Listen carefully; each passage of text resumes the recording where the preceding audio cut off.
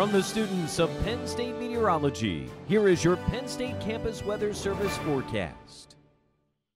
Good Tuesday evening, Center County. I'm student meteorologist Christopher Tate here with your CNET forecast. Today has been a very varied day across the Commonwealth as we've seen periods of sun, periods of clouds. You can see snow reducing visibility on our Pittsburgh camera looking to the north of the city this afternoon. Meanwhile, here in State College, we're under mostly cloudy skies now. Just 15 minutes ago, this was a mostly sunny picture, so I would wager as the time I record this, there's another snow band fixing to move through the area because a lot of these thick, dark clouds have been snowing during the day today.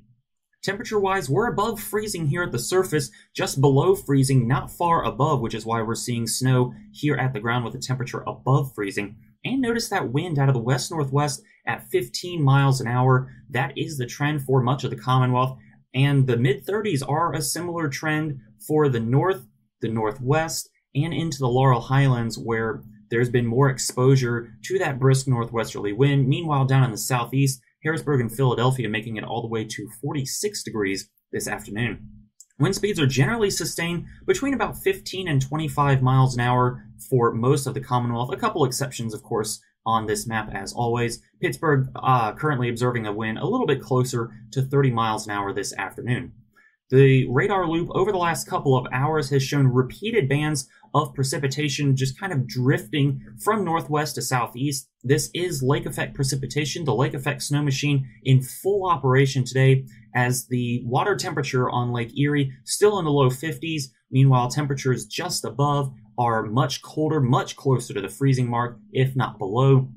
And so that's why we're able to get so much lake effect precipitation, not only in Pennsylvania, but across parts of the Great Lakes, into New York, and even off into the Northeast Kingdom of Vermont and New Hampshire. Lots of lake effect snow and several opportunities for some cities to wind up with a couple of inches before all is said and done today. A brief mention of Hurricane Iota made landfall last night as a powerful Category 4 hurricane. Just check out the structure of that eye right before it made landfall, not 15 miles from where Hurricane Eta made landfall just 2 weeks ago. A true humanitarian disaster unfolding in Honduras and Nicaragua in particular. If there's any silver lining, it's that this storm is going to be short-lived and it is going to be torn up by the Central American mountains as it weakens below tropical depression strength over the next 24 to 36 hours. Back here in the Commonwealth, we'll keep the lake effect snow machine around during the overnight hours, so I'm not going to rule out the possibility that we see another lake effect snow flurry or even a snow shower here or there. Then during the day on Wednesday, we'll start the day with a northwest wind, but as high pressure tries to take control, watch that wind shift with the clouds. We'll eventually switch to a southerly wind here at the surface, and that'll help to get us a little bit warmer than we were today.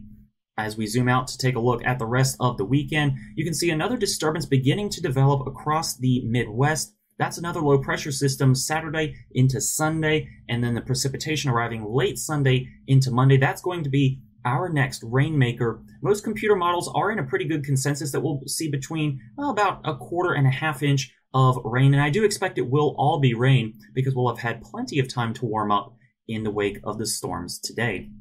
So in the overnight hours tonight, 26 degrees I think will be the overnight low. It's not falling terribly far from where we are right now. Under a partly cloudy sky, like I said, a few flurries lingering, and wind chills could dive into the low 20s or the upper teens. And wind chills during the day tomorrow, probably in the low to mid-30s with a high temperature of 38 degrees, clouds thickening late as a weak upper-level disturbance will try to make its way into our area.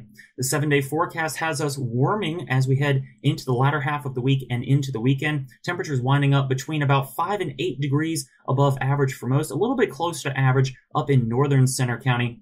And low temperatures will return right close to where we should be for this time of year. From the Penn State Campus Weather Service, I'm student meteorologist Christopher Tate. Have a great night.